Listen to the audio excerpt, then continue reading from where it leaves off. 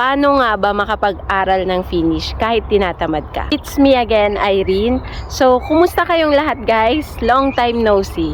Medyo long time no vlog tayo guys. Siyempre, busy tayo. Rason na naman. Iniisip mo pa lang yung mag-aral ng Finnish, pagod ka na. Wala ka pang nauumpisahan, pagod ka na. Kadalasan, ang dami nating rason. Busy sa pamilya, sa trabaho, at iba pa.